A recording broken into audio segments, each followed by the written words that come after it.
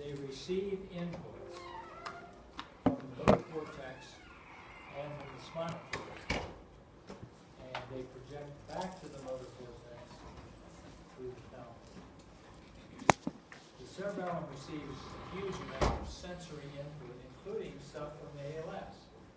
It does not recognize any of the stuff it receives, be it proprioception or pain and thermal sensory. It doesn't recognize it, and but it uses that information to affect the efficacy of a motor act. So if these afferents are disrupted, then the motor act is disrupted. In other words, when the cerebellum or basal nuclei, when there are deficits related to those systems, make sure I don't sit on that.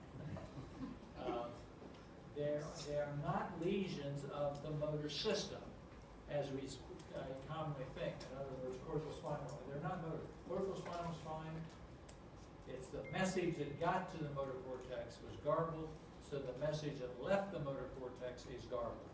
Everybody follow me? Now, for basal nuclei, they receive input from the cortex, including the motor cortex. And that message to the motor cortex has been processed through a lot of circuits, the cerebellum being one. So the message that goes to the basal nuclei is correct, and then the basal nuclei messes it up. The subthalamic nucleus and the substantia nigra are influence the basal nuclei big time, but they are not part of the basal nuclei. In some textbooks you will see that people say, oh, the basal nuclei are this, substantia nigra, and subthalamic nucleus. The subthalamic nucleus and nigra are parts of the ventral thalamus and midbrain, not part of the basal nuclei. So, any questions on this sort of general diatribe? Okay? Okay, we're going to look at the cerebellum first. And here are the objectives, something to read. Okay, before we go, we've got 3 questions on motor systems that we've done so far. Recognizing the somatotopic representation of the body in the lateral cortical spinal tract at C3 level, on the right, the most laterally located fibers have their cells of origin in which of the following? What letter?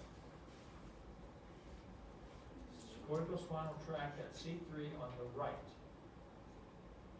Where are the cells of origin for those fibers? Now these questions were in the stuff we sent you earlier. Any guesses?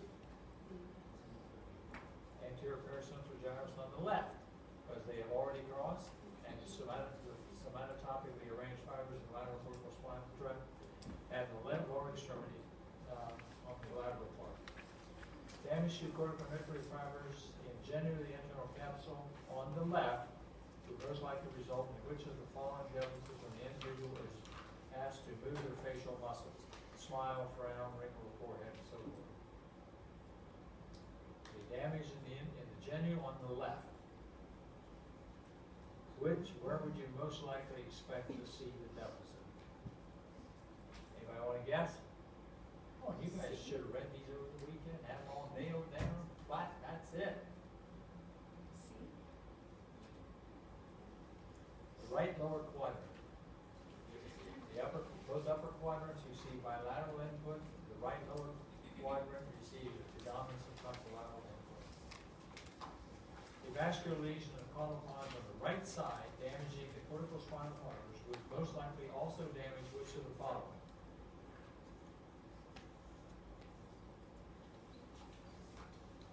A lesion of the pons on the right side would most likely damage which of the following? Any guesses? Eventually you have to answer the question on the exam, so. And when you guess, it's not, you don't sound dumb, you just sound like you guessed. Okay, abducens are also on the right. But if the damage is cortical spinal on the right, abducens are root on the right. Okay, cerebellum. This is a mid-sagittal view of the cerebellum, right here, and this is a T2 weighted MRI of the same structure in the same orientation. We are very close to the midline because there's a cerebral aqueduct. There's a cerebral aqueduct. On mid-sagittal view, the cerebellum is highly convoluted. Each little bump you see, each little tiny thing there is called a folium. And they start on the midline, and then they go out on the surface of the hemispheres all the way to the edge. So they're very noticeable. If you look at them in class, you see them, they're really tiny and all over the place, all over the entire surface of the cerebellum. There are two major fissures in the cerebellum that we're going to mention. Primary fissure, which is right there, and the posterior lateral fissure, which is right there. That divides the cerebellum into lobes, which we're really not going to spend any time on, but I just want to show you there's an anterior lobe here up from up to the primary fissure. There's a posterior lateral lobe right here, and there's a posterior lobe right here. Those are the three very basic divisions of the cerebellum. Now, as you can see, there are no cerebellar nuclei on the midline. There are cerebellar nuclei deep in the white matter of the hemisphere, and we'll look at those in just a minute. So we have all these little folia. I'm going to come back to those in a few minutes. And the folia, let me put it this way, they're like a long thing like this. Okay, everybody see? Okay, the folia is like this, and there's like hundreds of them. So it has a long axis through the folium this way, and it has a cross-sectional atlas through the folium. Everybody following? Okay. So that's going to come up to our consideration here in a minute. We have cerebellar peduncle, which is really review stuff. We've already talked about these. We have a middle cerebellar peduncle right here, a superior cerebellar peduncle. On this MRI, there's the superior cerebellar peduncle right there, the middle cerebellar peduncle. And the inferior peduncle is right along this area here. It's sort of in the caudal and medial part of the middle cerebellar peduncle, but is a separate bundle of fibers. Now, in general, the superior cerebellar peduncle is made up of cerebellar efferents. You all know what I mean by that? Cerebellar efferents. They originate from the cerebellar nuclei and exit the cerebellum. The pons, the middle cerebellar peduncle is made up predominantly of cerebellar afferents, stuff coming into the cerebellum.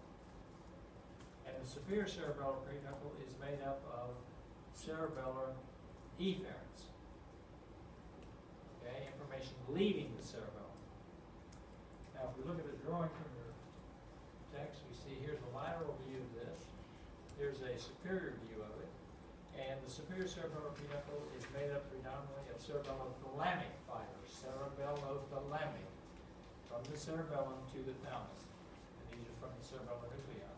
The middle peduncle, which is green here, which is really big, is made up predominantly of pontocerebellar fibers. Pontocerebellar, cell of origin in the basal pontine nuclei, projecting to the cerebral cortex. Now, okay, if you think back to the midbrain, where do we have any fibers coming to the pons that are all clumped up in the midbrain? Cerebral peduncle, or the cursorebri, frontopontine, parietal, occipital, and temporopontine. So basically, the entire cerebral cortex is projecting to the pontine nuclei, which are projecting to the cerebral cortex. Right away, you can see, feedback information. In other words, the cortex is informing the cerebellum what's going on. That's really important when you need to be coordinated. I think my cerebellum is pretty much gone.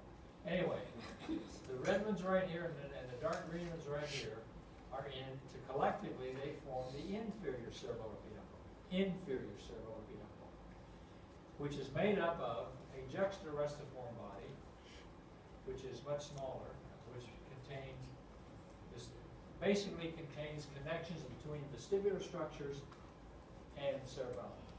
So it contains vestibulocerebellar fibers and cerebellovestibular fibers. And that's basically its entire responsibility.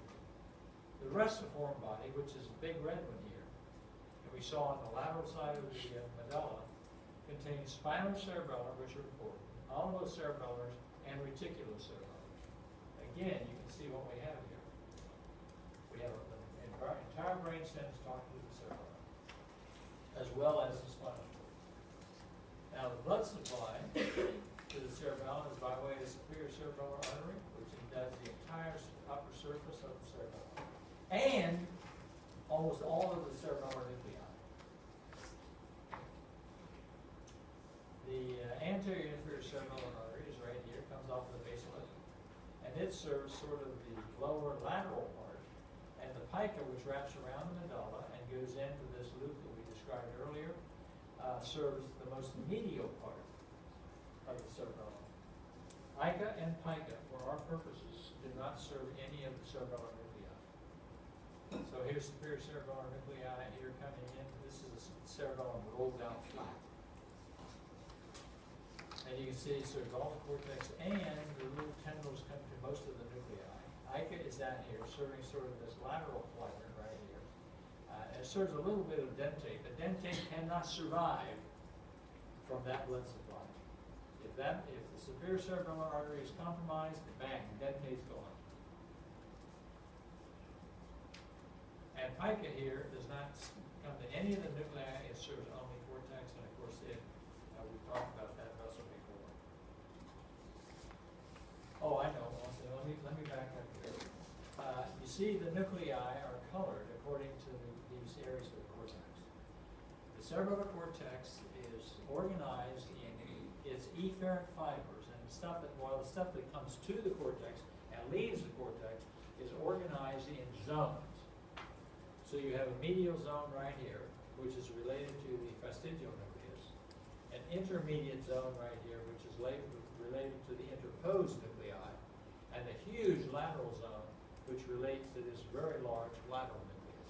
So there's an organization between the cortex and the nuclei, and consequentially between the nuclei and the efferents.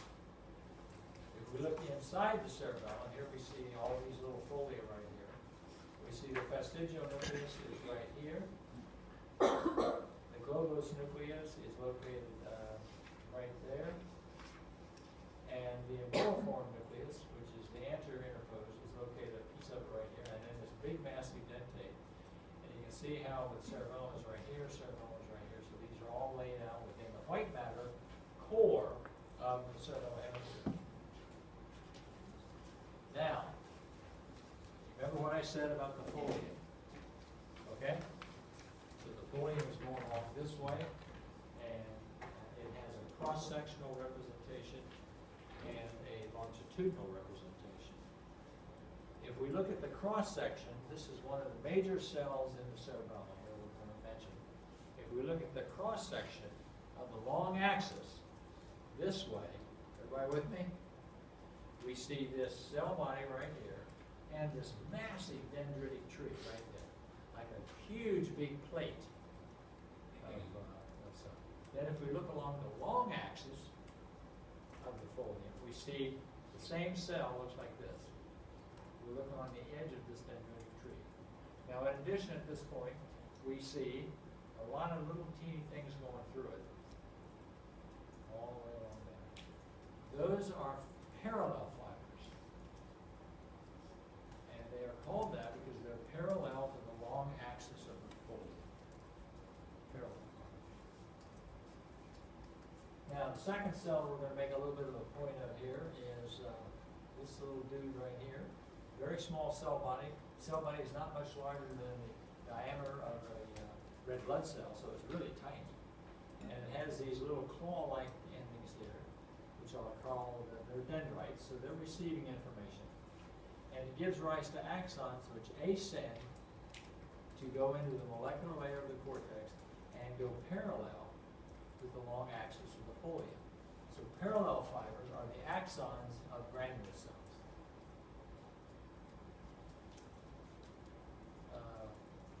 And this is what mossy fibers look like. see there's many little clumps of them all along one fiber will have many little branches that give rise to those types of tendons. Now, how does the cerebellum do its job? Usually really well. And this is a stylized view of the cerebral cortex. And cerebellar nucleus represented right down here. So the nuclei are down in the core, and incoming information is going to the cortex. It's going to be processed and then go back out to the nuclei. The Mossy fiber, we're not going to talk about the retin right here at this time. The Mossy fiber comes up and will synapse on the little claw-like ending of the granule cell. Its axon goes up into the cortex and will either synapse with the Purkinje cell process, that great big bushy looking thing, or with other little neurons that are in the cortex that are cortical interneurons. Some of those are stellate cells, stellate being star-like, and some are basket cells which form a synaptic cluster around the Purkinje cell body. Now, the Purkinje cell and the stellate cells are all inhibitory. If they are activated, they inhibit their target. The granule cell is excitatory, and the Mossy fibers coming in to talk to the granular cell are excitatory. They will excite their target. Everybody with me? Okay, so we have a Mossy fiber coming into the cerebellum, for example, as a pontocerebellar fiber, as a spinocerebellar fiber, whatever. And it sends a collateral into the cerebellar nuclei, which is excitatory. So it will excite that little cluster of neurons in the cerebellar nuclei, and they will start talking to the thalamus. Right away, bang. The process then goes up, it ends in the granular layer of the cortex on this little axon, or dendrite right here. The axon goes up. Some of the collaterals will synapse on the Purkinje cell dendritic tree. So at that point, the Purkinje cell is activated. Everybody understand? Okay, so we have an inhibitory cell that has been activated in the cortex. So its axon goes down and inhibits the population of cerebellar nuclear neurons that are related to that input on the cortex. So what happens to those neurons? Well, they stop talking to the thalamus. So through this pathway, there's an abrupt excitation of neurons going to the thalamus, and then through a very short time period later, actually one, two, three synapses. How much is the synaptic delay? The synaptic delay is about 0.5 milliseconds. So it's really fast. And by the time the message gets down here, this is excited. So the neuron's going to do its job, so it inhibits the cerebellar nuclei. But many of the things in both the basal nuclei and cerebellum are time related. They do their jobs by having different things happen in different time frames. We have one of those here in the cerebellum. Let's do the same pathway. The Mossy fiber comes in, activates cerebellar nuclear cells, turns on the granular cell, which goes up, and instead of going to the cerebellum, this cell will go over and synapse on the basket cell. Well, it's inhibitory. So it will synapse on the Purkinje cell and inhibit it. That's an example of disinhibition to the cerebellar nuclei. The neuron coming down here to the cerebellar nuclei is inhibited, so it disinhibits the cerebellum. So what happens? The message that was started goes on a little longer, because this pathway has more synaptic spaces in it than does the first pathway. Okay, everybody with me? So the cerebral cortex is getting incoming information, sending it through different pathways, and there are hundreds of millions of pathways in the cerebellum. Matter of fact, there's more cells in the cerebellum than probably any other part of the nervous system. And message then depends on the axon and the actions of the axon of the Purkinje cells. There's big efferent neurons of the cortex. Okay. Now, once we get everything in the cortex up here, then we talk to the cerebellar nuclei. The cerebellar nuclei have two pathways that they're giving rise to. One for the dentate, the anterior interposed, the posterior interposed, and that information is going out as efferent cerebellar messages, cerebellar efferent. The whole cerebellum is talking out through the superior cerebellar pineal, through its decussation, and it ascends next to the red nucleus and then goes into the thalamus by way of the thalamic fasciculus. Everybody follow? Now, this information goes to the cortex, influences cortical spinal fibers, and where do they end up? They're going down, cortical spinal fibers are leaving, and they're going out, and they're going to influence motor activity on the same side or on the opposite side as where this message started. What is it? Same side. Same side. Yes. Remember, the cerebellar efferents decussate, they go to the contralateral thalamus, which talks to the cortex on the same side, which talks to the contralateral side of the body. So damage here is going to give rise to deficits on the same side. Everybody see why?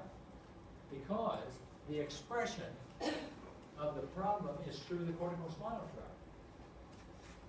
It can't be anything else than that. And if it's through the cortical spinal tract, then that's how it's going to go out. Now, as you can see, there's lots of other things there. There's some going to the red nucleus. There's some going to a minor nucleus. But we're not going to talk about it. We're talking about the basic pattern. Now, the fastigial nucleus, which is located in red, gives rise to fibers going through the juxtarustiform body because it is a cerebellovestibular pathway. Some of those go down the ipsilateral side. Some of those cross go down the contralateral side. And they go mainly to vestibular nuclei. Vestibular nuclei are getting input from vestibular mechanisms in the ear, as well as from other places. So the movements of your body, which have movements of the ear, influence the cerebellum through this pathway. And then the cerebellum collects that information and talks to the fastigial nucleus, which talks back to the vestibular in the brain stem. And of course, we have vestibular cerebellar fibers, we have pontocerebellar fibers, reticulocerebellar fibers. You can see some of this descending information in this bundle goes to the reticular formation, to the pontine nuclei, and to here the superior vestibular nucleus, but it goes to all of them. Okay, if we look then at the descending version of this, we see the going up, the information going up. Now we see it going down, and here we see that all of the nuclei affect reticular formation, pontine nuclei, all the vestibular stuff, and all of the olive. So again, you can see that through these pathways, many parts of the nervous system are sending information back to the cerebellum. So the cerebellum is basically checking out all the movements you're making, make sure they're okay, and sending that information on to say, yeah, to the pons, you're doing your job, to the motor cortex, you're doing your job, and so on and so forth. And this is all very quick. If you stumble, you don't have to wait 3 seconds for it to figure it out, or you'll be on your face. It happens back very quickly. Now, if there's a break in the circuit, you're going to be in your face. Okay? So let's look here at an example. If you have damage to the cerebral cortex, you have short-term problems. And usually you get over it in 4, 5, 6 weeks. I had a good friend of mine at Mississippi who was a general surgeon, and he had a stroke, and he had a pica stroke, and it was pica to the cerebellum. It wasn't the brainstem. see him, and I said, how's it going? He goes, doing fine. And he says, what do you think? Am I gonna have, because he had tremors, okay? And I said, well, what you've got, Neil, is not something that's gonna hang around long, because it's in that part of the cerebellum that is very forgiving about stuff like this, and it's not in the brainstem. So about 2 or 3 weeks later, I went over to see him a couple times, and then 2 or 3 weeks later, he was out walking around with a nurse, and he was doing fine. And about 5 or 6 weeks later, he's back doing surgery. The same thing happened to a neurosurgical colleague of mine. So lesions of the cerebellar cortex with no nuclei can be very forgiving. Now, if you have cortex plus nuclei, and in that case you would have a superior cerebellar artery, okay, because it serves cortex plus nuclei. You have much more long-term deficits. And in both of these cases, you can see the information is going across the midline, so the deficits are going to be most pronounced on the same side when the individual does a motor activity. Now, for fastigial nucleus, it's a little different. Fastigial nucleus projects to both sides of the brainstem, to vestibular nuclei, which are involved in descending information going to motor neurons in the spinal cord. So this is going to give you what's called a truncal ataxia. The person will walk like this. Why? Because if they walk like this, they're going to be all the time going this way. So they have a wide-based stance, which helps them keep their balance. They have sometimes a truncal ataxia. So if they sit down in a chair, they'll go, because they can't keep their body straight, because this stuff is going to parts of the nervous system which talk to the axial muscles. Again, the expression of the injury is through the corticospinal cord. See how that is? Everything ends up talking, influencing the corticospinal cord. Now, these fibers cross the midline. They go by the red nucleus right there. And of course, if you had difficulty there, you would have a contralateral problem, because this is on this side goes to the opposite of the motor neurons in the spinal cord and further down. And it will involve the red nucleus, which will have its own little problems. But what else does it involve? What goes through the red nucleus? What cranial nerve? Somebody. Oculomotor. So in this thing, you're going to have a staggering patient doing lots on, but you're going to have eye problems. That tells you exactly what it is, because the oculomotor is your best localizing sign. All right. Any questions? Okay. Here's a really interesting individual. Elderly man came into the dental clinic at the medical center and had a tremor. And the dentists are like, oh, what happened to you? Oh, well, you're a farmer type guy. Well, I had this happen to me a few days ago, and I didn't think much about it. I think it may be getting better. Well, they thought, this is interesting. So they sent him over to the medical school of neurology. And these are pictures out of a movie that was taken about it. You can see he's got his left hand, excuse me, his right hand. I get my right and left mixed up. My wife teases me, no head. His right hand comes up, touches the nose, no problem. Notice at that time the left hand is just sitting out there, not doing anything.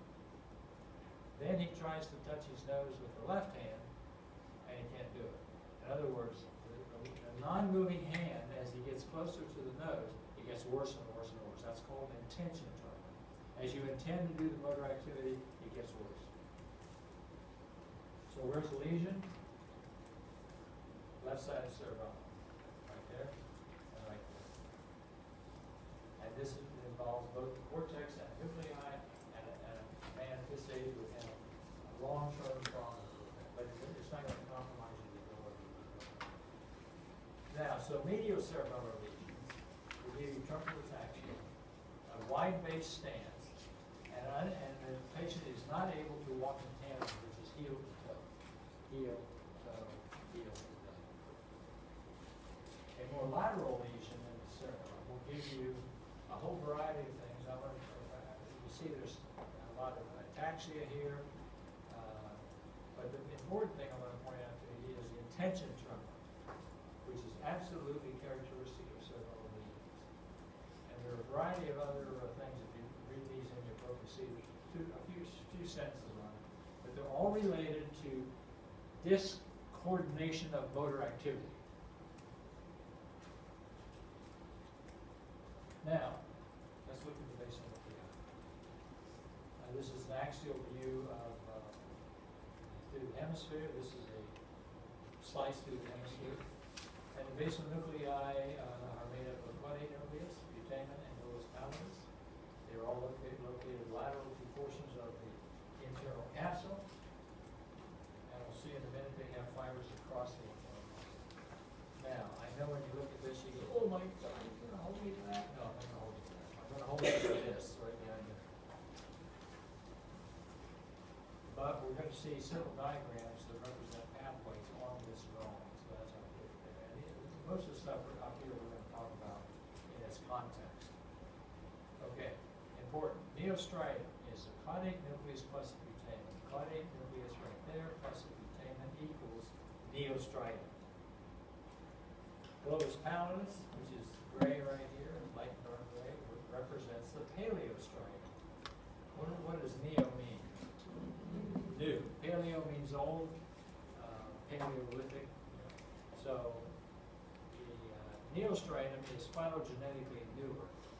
Paleostriatum is phylogenetically older. Okay, now, caudate plus putamen plus globus pallidus, this plus that is the corpus striatum, the striated body. And putamen plus globus pallidus, this plus these two right here is the lenticular nucleus. And we have lateral lenticular striate fibers pathway blood vessels. Excuse me. Okay, so now we're going to look at some of these relationships.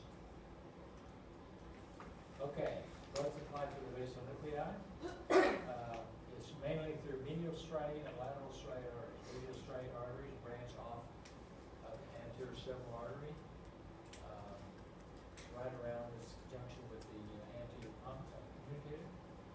Lateral striate arteries come off of the M1 segment of the middle cerebral artery, and here you see how they arch up into the hemisphere and go all the way up and serve parts of the internal capsule and all of the lenticular nucleus. They used to be called end arteries because they didn't have anastomosis with anybody else. They went up that far and that was it. And they are some of the more common vessels to spontaneously have intercourse. So medial lateral striate. So that's the head of the caudate right here. Is the medial. Lateral striate is all this area here, and there's overlap in the anterior and posterior limbs of the internal capsule. Now, we've seen this several times before. We've looked at other things. I want to draw your attention to the paleothalamic or pallidothalamic fibers. And this is the cortical subthalamic and cortical nidal. And what we're going to see is that the motor cortex talks to part of the basal ganglia. And well, I'll point out a couple examples of how that's important in the function of the thalamus. And of course, the cortical spinal fibers here, which are conveying the information downstream. And those are things we've talked about before. Okay, here is caudate, putamen, globus pallidus, and this is at the level of the internal capsule right here. And this is one of the widest parts of the lenticular nucleus right there. You see, it's very wide. It's skinny up here, it's skinny back here. It's very wide at about the level of the interarticular capsule. Here we see it. Now this one we put in because there's a putamen and caudate nucleus here. We're going to use all of our circuit examples through the putamen. The caudate's also involved in it, but it would make it much more unseen. And we have a lateral segment of the globus pallidus and a medial segment and the putamen. Medial and lateral segments of the globus pallidus. Now, at this level, and this is the level of the interventricular foramen, at this level, we see a nice little dark bundle of fibers right here. Everybody see that? Okay. What in the world is it? Okay, this is the same picture right here. Here's the medial segment of the globus pallidus, and this little black bundle is the position of what is called the ansa, the loop lenticularis. The ansa lenticularis. It contains pallidothalamic fibers. And these fibers are kind of wrapping around, they don't cross the posterior limb of the internal capsule, they kind of wrap around, and then they continue on into the thalamus as the thalamic fasciculus, on the same side as their origin.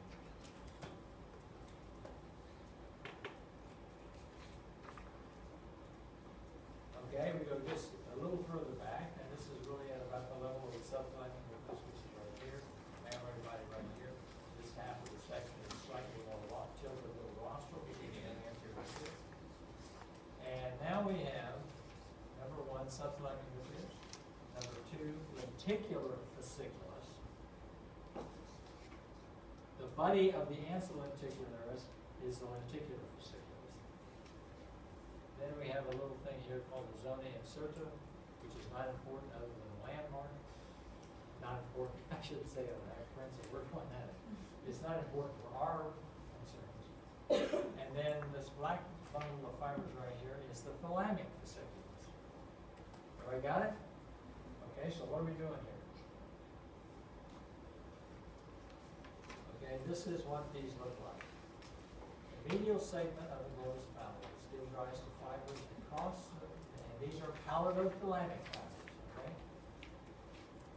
The red fiber crosses the posterior limb of the internal capsule, lays on top of the subthalamic nucleus as the lenticular fasciculus, goes into the medial area right here, and then turns abruptly and goes back as a component of the thalamic fasciculus.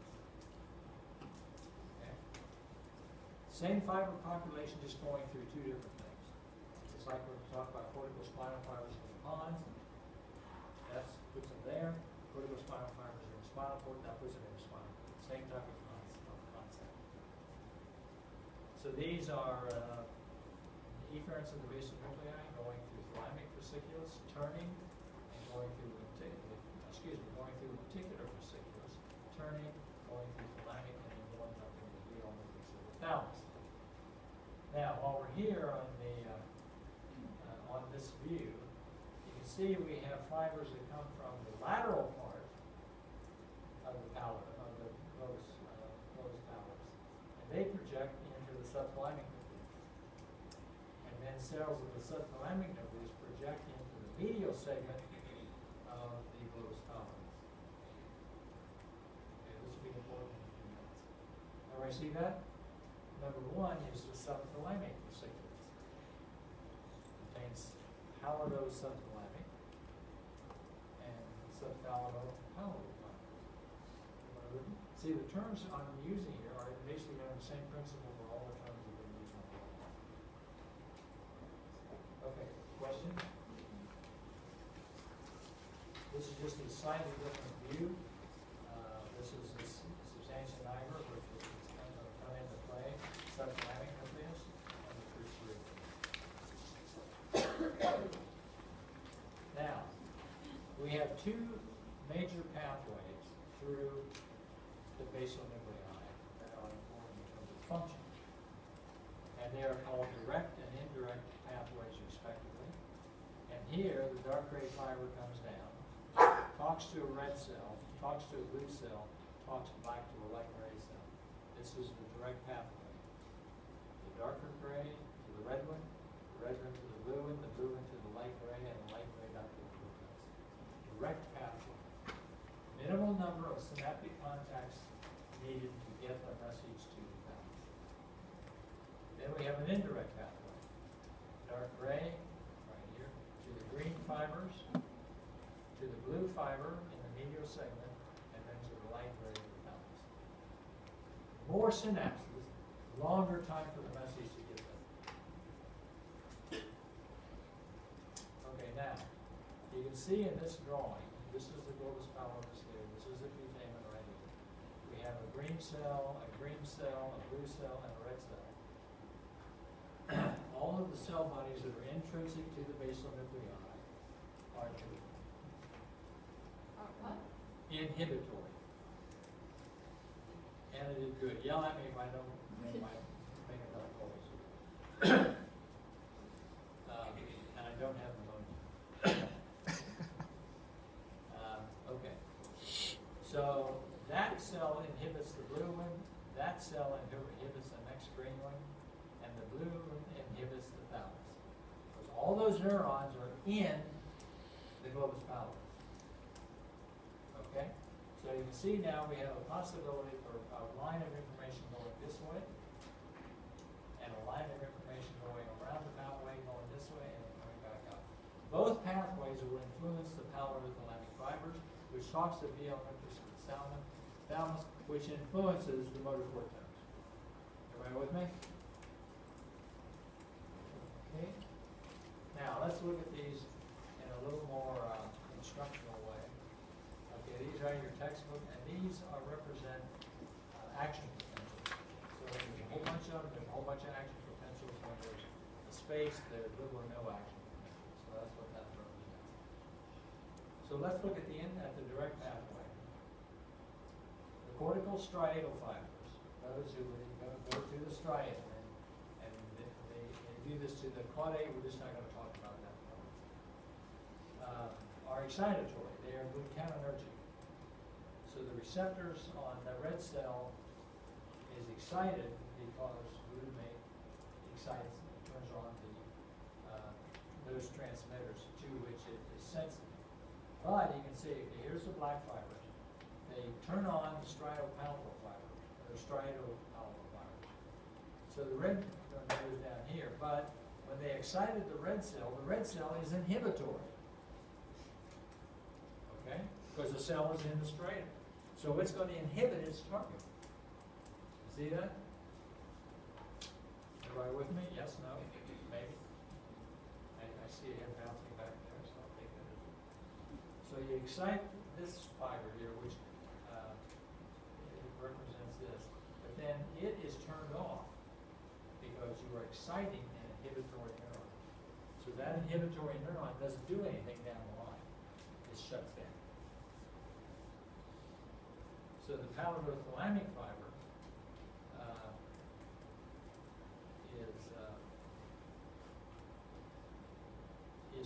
it does not go on because it's not inhibited or excited.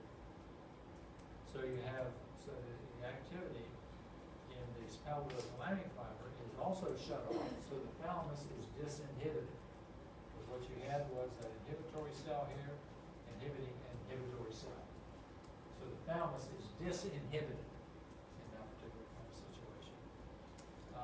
So the thalamus goes nuts. Lots of activity, lots going on. Because it also gets corticospinal input.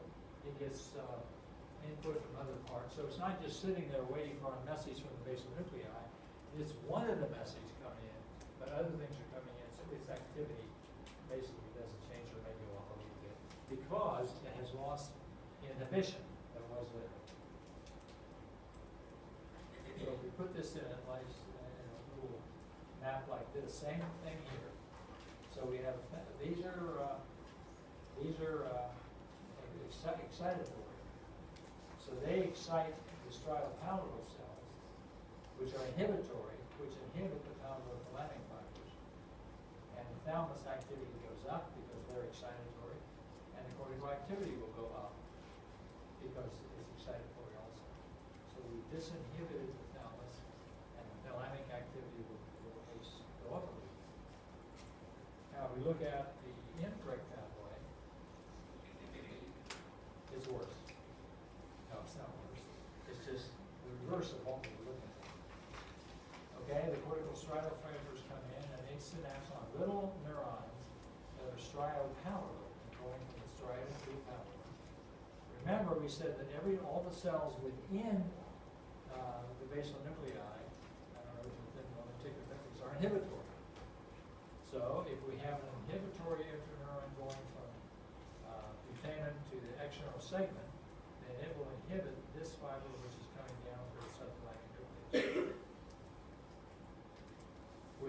inhibitory.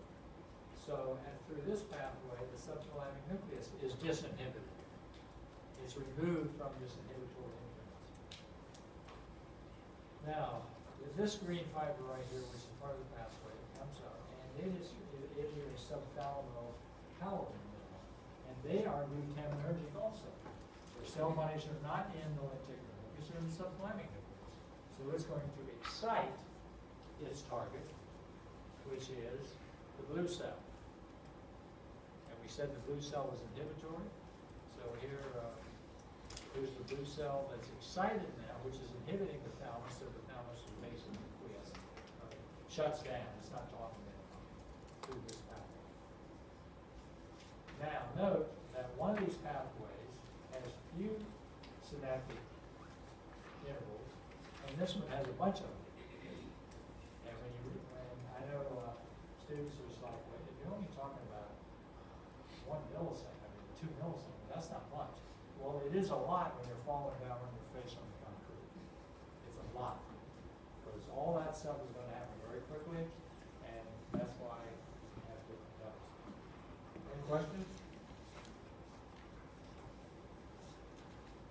Okay, the indirect pathway, we have the same thing. I won't go over that, but I'll look on your slide and you can see what these inputs are.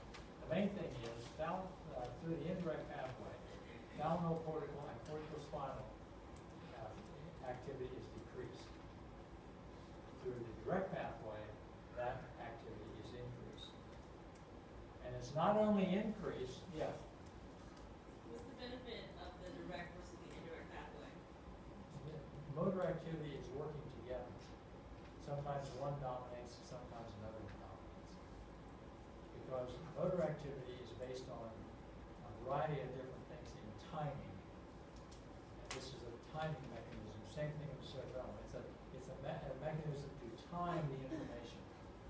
Some is more rapidly, some is slower. And a lot of times it's you start the activity and then you got to stop it.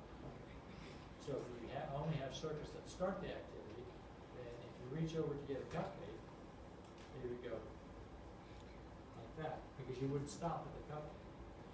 Okay. Any other questions?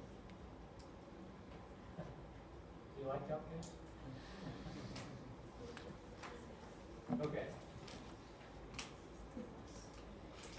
Now, here's the subthalamic nucleus, excuse me, the substantia nigra right here. And now it's included right there. The substantia nigra is interesting in a variety of reasons. One, it contains dopamine, and that was discovered many, many years ago. It contains dopamine in the cells of the pars compactum, compacted part. These dopamine cells go to the putamen, and they send information through the direct pathway and through the indirect pathway. So they're talking to both parties.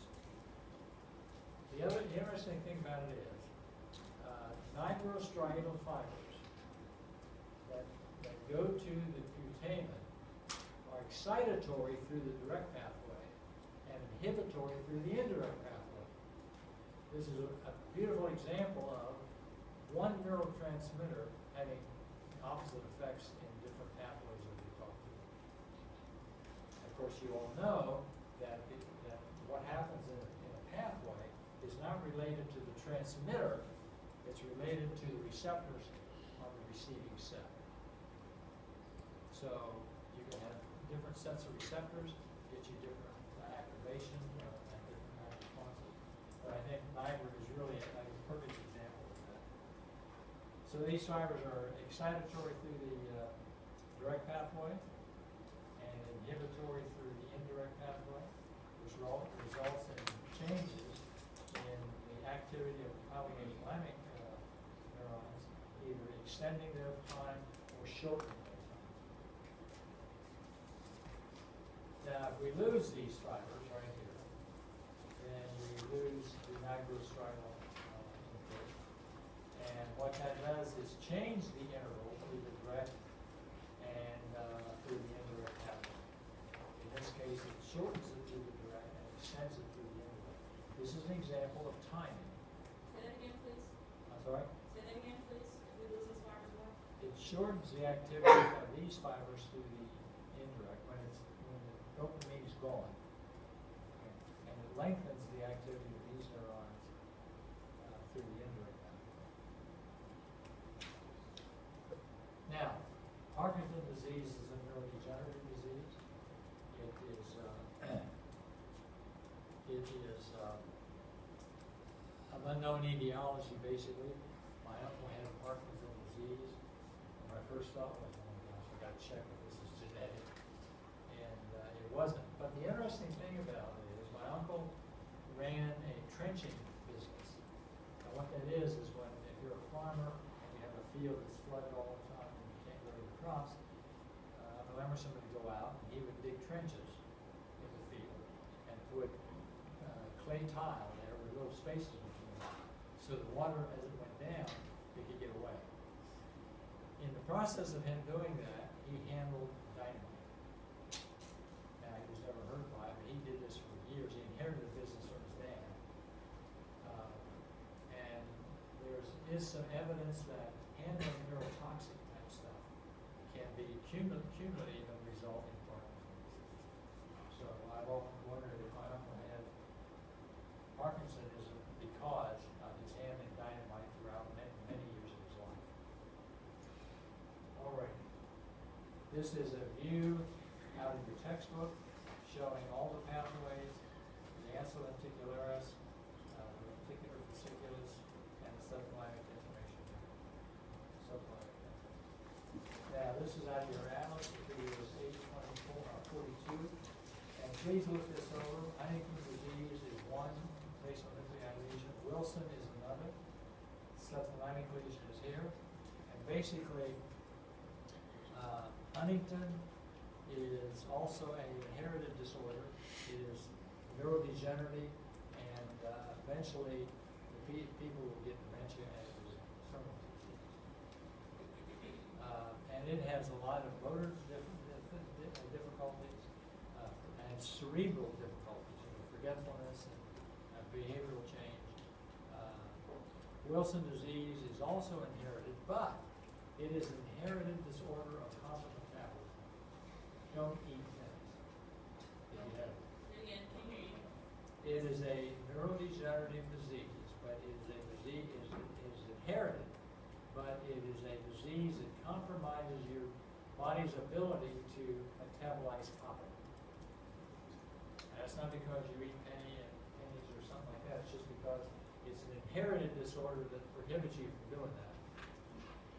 And it has some weird kind of motor activity, again, expressed through the cortical spinal tract.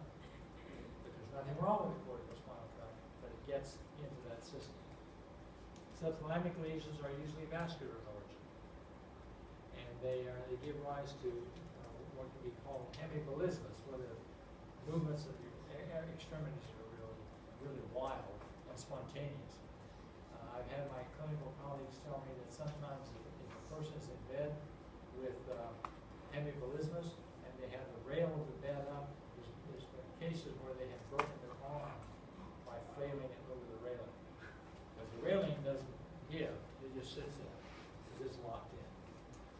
Parkinson's disease, we mentioned a few characteristics of that here. And Sydenham chorea has many of the motor deficits we see in the other diseases, but they are found predominantly in young kids. And it's a result of a streptococcus infection. And the choreiform movements follow it. Yes, ma'am? I'm sorry, I found where? I'm sorry? I found where?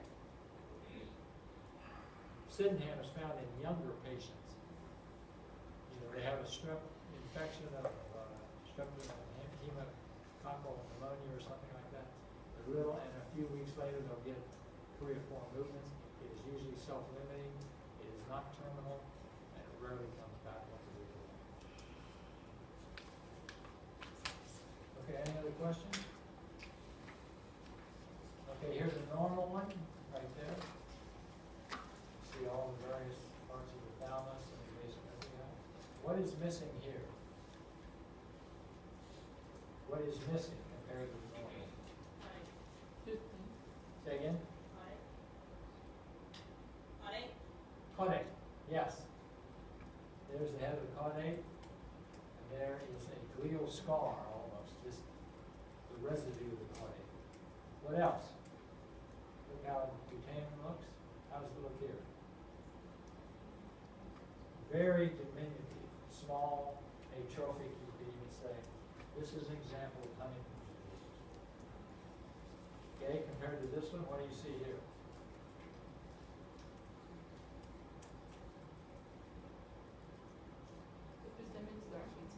Right there's a hole in the Globus pallidus. And that is what disease? Wilson disease. Degenerative changes here, also in the thalamus. Here is part of the pupil of an eye. You see the pupil there, or part of the eye. Here's the iris. There's the white part of the eye, and right along there you see a light blue line. See it? That is a Kaiser-Fleischer ring, which is part of the deposition of the copper in tissues.